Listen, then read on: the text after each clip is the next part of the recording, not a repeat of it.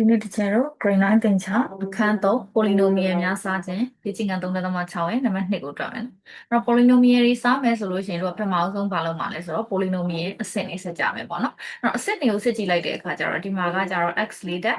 x 3တက်ဒီမှာ x ကတစ်ထပ်ဆိုကြားထဲမှာတို့တွေ x ကနှစ်ထပ်ပြောင်းနေတယ်။ပြီးတော့ရင်ဒီမှာကဏ္ဍရှိတယ်ဆိုတော့ okay ဒါဆိုလို့ရှိရင်တို့ x နှစ်ထပ်ကို0လေးနဲ့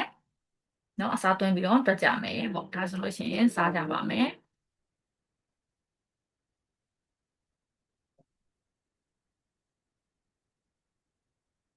စားတဲ့အခါကျတော့ t ဂိမ်းရေးမယ်ပေါ့နော်။ t ဂိမ်းကကျတော့50x 4တက်ရဲ့နောက် 16x cube plus 0x square နော် square ကို0လေးနဲ့ထည့်လိုက်ပြီးသွားလို့ရှိရင်သူရဲ့ 8x minus 17ပေါ့နော်အဲ့ဒီကောင်လေးကိုတို့ကဘာနဲ့စားမှာလဲဆိုတော့ 3x square plus x plus 1ဒါနဲ့စားမယ်ပေါ့နော်ဒါဆိုရင်ပထမဦးဆုံးအလီဝင်ကြပါမယ်အလီဝင်မယ်ဆိုတော့တို့ကဒီမှာ 15x ပို့ရအောင်ဝင်မှာပေါ့နော်အဲ့လိုရအောင်ဝင်မယ်ဒါဆိုလို့ရှိရင်ဒါက 3x square နဲ့ဘာနဲ့မြောက်လိုက်လို့ရှိရင် 15x ပေါင်း4ရမယ်ဆိုတော့ပတ်ပြလိုက်မယ်ပထမဦးဆုံးလက္ခဏာတွေကိုအရင်ကြည့်ပါမယ်နော်အဲ့ဒါကျတော့ plus တင်မို့လို့ဒီမှာ plus ကတော့တည်တတ်မပြီးတော့ဘူးဒါဆိုရင် okay ပြီလက္ခဏာက3ကကျတော့3ခဏလေး15လဲပေါ့နော်ဒါဆိုလို့ရှိရင်3 5လေး15နောက်တစ်ခါ x ကကျတော့ဒီမှာ4တက်ရအောင်ဝင်ရမယ်ဒီမှာနှစ်ထပ်ပဲရှိရဲဆိုတော့လိုနေတာက x နှစ်ထပ်เนาะဒါဆိုမြောက်ကြည့်လိုက်ရင်3 5လေး15 x က4တက် okay ဒုတိယကိန်းနဲ့လည်းဆက်မြောက်ပါမယ်လက္ခဏာရင်းမြောက်မယ်ဆိုတော့ plus နောက်တစ်ခါ 5x square နဲ့ x နဲ့မြောက်မယ်ဆိုတော့ 5x cube နောက်ကဏ္ဍနဲ့လည်းမြောက်မယ်ပေါ့အဲ့တော့ကဏ္ဍကကြတော့9တက်4 5ဆိုတော့ plus 5x square ပေါ့နော်ဒါဆိုလို့ရှိရင်တို့အလီကိုမေးသွားလို့ရှိရင်နှုတ်ကြမယ်နှုတ်မယ်ဆိုတော့ဒီမှာ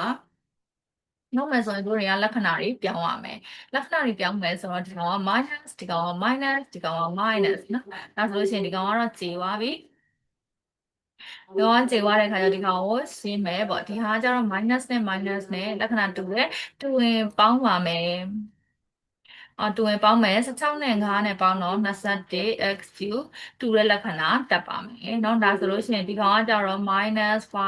square ပြီးရင်ဘဝကကောင်ကိုဆွဲချပါမယ်ဆွဲချပြီးသွားရင်တို့တွေအလီပြန်ဝင်ကြပါမယ်အလီပြန်ဝင်ဖို့အတွက်ဆိုလို့ရှိရင်တော့ဒီဘက်မှာကြတော့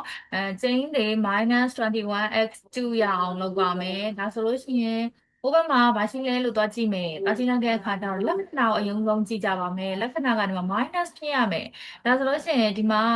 plus ဖြစ်နေရဆို minus ဖြစ်ဖို့အတွက်ဆိုဒီမှာ minus တင်လိုက်မယ်ပေါ့နော် minus နဲ့တော့မြှောက်ရမယ်3 9 4 21 x က square ပဲရှိတာဆိုတဲ့အတွက်ဒီမှာ3တက်ဖြစ်အောင်ဆိုတော့ x တစ်လုံးလိုတယ်ပေါ့နော်ဒါဆိုလို့ရှိရင် -21x 2ဖြစ်သွားပါပြီဒုတိယကိန်းကိုလည်းသူကမြှောက်ပါမယ် -7x နဲ့ x နဲ့မြှောက်တယ်ဆိုတော့ -7x square နောက်တစ်ခါကျတော့ဒီမှာ1နဲ့မြှောက်တာဖြစ်တဲ့အတွက်လက္ခဏာချင်းမြှောက်တော့ -7x နဲ့1နဲ့မြှောက်တော့ 7x -7x ပေါ့နော်ဒါဆိုလို့ရှိရင်တို့တွေကနှုတ်မယ်ပေါ့နော်အဲ့တော့ဒီကောင်ကနှုတ်မယ်ဆိုလို့ရှိရင်တို့တွေကလက္ခဏာတွေပြောင်းရပါမယ်လက္ခဏာတွေပြောင်းတော့ minus ကို plus ပြောင်းမယ် minus ကို plus ပြောင်းမယ်ဒီကောင်လေးအကုန်လုံး plus ပြောင်းလိုက်ပြီဒါဆိုလို့ရှိရင်ဒီမှာဒါနဲ့ကခြေသွားပြီဒီနှစ်ကောင်ကိုရှင်းမယ်ဒီနှစ်ကောင်ကိုရှင်းတော့လက္ခဏာကကြတော့မတူဘူးပေါ့လက္ခဏာမတူရင်နှုတ်မယ်ကြီးတဲ့ကောင်ရဲ့လက္ခဏာတက်ပါမယ်ကြီးတဲ့ကောင်ရဲ့လက္ခဏာ plus ကကြီးနေတယ်ဒီကောင်ကလည်းအဲ့လိုပဲဒီနှစ်ကောင်ကလက္ခဏာတော့တူတယ်နော်လက္ခဏာတူတယ်ဆိုတော့ပေါင်းတယ်ပေါ့9နဲ့10နဲ့ပေါင်းတော့15 15x တူတဲ့လက္ခဏာတက်ဆိုတော့ plus ဒါဆိုဒီဘက်မှာဆွဲချစရာမရှိလဲလို့ကြည့်လိုက်တော့ -17ကိုဆွဲချမယ်ဒါဆိုရင်တို့တွေကအလီတစ်ခါပြန်ဝင်အောင်မယ်အလီပြန်ဝင်လို့ရှိရင်ကျင်းနေဒီမှာ -2 +2x square ဖြစ်အောင်ဝင်မယ်ပေါ့နော်အဲ့လိုဝင်ဖို့အတွက်ကိုဒီမှာချိန်လိုက်တာကျတော့3ပဲရှိရဟာ3ကနေ3တက်လီဆိုရင်တော့3ဖြစ်နေတဲ့ဥစ္စာကိုဒီမှာဖြစ်အောင်ဝင်လို့မရဘူးပေါ့ဒါဆိုရင်ဘယ်လိုလုံးမှာလဲပေါ့ဒီ3နဲ့အလီဝင်မှာ ဒါပေမဲ့တို့ကနှစ်ဖြစ်ချင်တာဒီအောက်မှာဆိုပြီးတော့အဖြေသွားရချင်တာဝင်ရမှာ3နဲ့ဝင်ရမယ်ဒါဆိုရင်အဲ့ဒီ3နဲ့ဘာနဲ့မြောက်လိုက်လို့ရှိရင်ထူရမှာလဲဆိုတော့တို့ကအပိုင်းကိန်းနဲ့မြောက်မရမယ်ဒီ3ကပျောက်သွားမှာဖြစ်မှာဆိုတဲ့အတွက်ပိုင်းချိန်မှာ3တလုံးထားလိုက်မယ်ဒါမှ3တက်လီ3တက်လီဆိုပြီး3ကပြောက်ပြီးတော့ဒီနှစ်ကြံဖို့အတွက်ဆိုလို့ရှိရင်တို့ကဒီမှာနှစ်ကလေးတင်လိုက်လို့ရှိရင်เนาะနှစ်ရမယ်ပေါ့ဒါဆိုရင်အခုတို့ဒီ3နဲ့ဘာနဲ့မြောက်ရမလဲဆိုတော့2 over 3နဲ့မြောက်ရမှာဖြစ်နေတယ်ဒီ3နဲ့2 over 3နဲ့မြောက်လိုက်လို့ရှိရင်เนาะအောက်က2ရပါမယ်ပေါ့เนาะဒါဆိုလို့ရှိရင်တို့ကဒီမှာဘာနဲ့မြောက်မှာလဲဆိုတော့လက္ခဏာကတော့ plus 2 over 3နဲ့မြောက်မယ်ပေါ့2 over 3နဲ့မြောက်လိုက်လို့ရှိရင်เนาะဒီကောင်ရပြီဒုတိယကိန်းနဲ့မြောက်မယ်ဒုတိယကိန်းက x ပဲ2 over 3ရယ်ဆိုတော့ plus 2 over 3x ပြီးသွားလို့ရှိရင်နောက်တစ်ခါကျတော့1နဲ့မြောက်မယ်ဆိုတော့ plus 2 over 3ပေါ့နော်ဒါဆိုလို့ရှိရင်အလီဝင်ပြီးသွားလို့ရှိရင်တို့ကနှုတ်ကြမယ်နှုတ်မယ်ဆိုတော့ဟုတ်ပြီနော်ဒီမှာနှုတ်မယ်w နောက်မယ်ဆိုလို့ရှိရင်တို့ကလက္ခဏာတွေပြောင်းရမယ်ပေါ့အဲ့တော့ဘာလက္ခဏာတွေပြောင်းမလဲဆိုတော့ဒီမှာဒီကောင်လေးတွေက minus ဒီကောင်လဲ minus ဒီကောင်လဲ minus ဒီရှေ့ကကောင်ကတော့တို့တွေကြေသွားမှာပေါ့နော်ကြေသွားတော့မကြီးတော့ဘူးပေါ့ဒါဆိုရင်ဒီကောင်လေးရှင်းမယ်ပေါ့အဲ့ကောင်ရှင်းမယ်ဆိုတော့တို့ကဒီဘက်ကလေးမှာအကျန်းလေးနဲ့ရှင်းမယ်ပေါ့နော်ခဏန်းလေးတွေပဲရှင်းလိုက်မယ်နော် x နောက်ပြီးတော့မှထည့်လိုက်မယ် minus 2 over 3ဒါဆိုလို့ရှိရင်တို့တွေကပိုင်းချိန်ညှိရပါမယ်3နဲ့ပိုင်းချိန်ညှိမယ်နော်အဲ့တော့သူ့ကိုဒီမှာ1ရှိတဲ့ကောင်ကိုပိုင်းချိန်ညှိတော့3နဲ့မြောက်လိုက်တော့အပေါ်ကိုလည်း3နဲ့မြောက်တော့15 3 45ဒီမှာက2ရှိမယ်ဒါဆိုလို့ရှိရင်တို့ကအပေါ်မှာနှုတ်လိုက်တော့43ပဲရှိမယ်အောက်က43ပေါ့နော်အဲ့ဒါဆိုလို့ရှိရင်တို့ကအဖြေရေးပါမယ်နော်ဘာလဲဆိုတော့ဒီကောင်က43အောက်ကကြတော့3ပေါ့နော်သူကကြတော့နောက်မှာ x ရှိတယ်ပေါ့နော်ကဏ္ဍလေးတွေပဲရှင်းလိုက်တာဒါဆိုရင်နောက်ကဏ္ဍရှင်းတစ်ခုရှင်းရအောင်မယ်ပေါ့နောက်ကဏ္ဍကဘာရှင်းမှာလဲဆိုတော့ဒီမှာ minus 17နဲ့သူက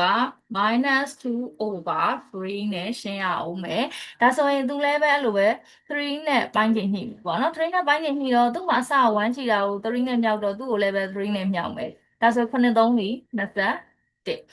3ဆို51ဒီမှာက2ရှိပြီးသားဒါဆိုတို့နှစ်ခုကိုရှင်းလိုက်လို့ရှင်3လက္ခဏာတူရင်ပေါင်းတူတဲ့လက္ခဏာတက်ဆိုတော့ -53 over 3ပေါ့နော်အဲ့ဒါဆိုလို့ရှင် minus 53 over 3ပေါ့နော်ဟုတ်ပြီဒါဆိုလို့ရှင်တို့တွေကဒါအကျွင်းရသွားပြီပေါ့ကျွင်းရသွားပြီဆိုလို့ရှင်တို့တွေကအဖြေထိုးလို့ရပြီ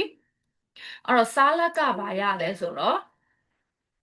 စားလက်ကကြတော့ 5x square minus 7x ရပါ plus 2 over 3ရပါတယ်ဒါဆိုလို့ရှင်အကျွင်းရကြတော့ 43 over 3x minus 53 over 3ရပါတယ်เนาะဒါဆိုလို့ရှင်တို့ရဲ့နံပါတ်2ကလေးပြီးသွားပါပြီ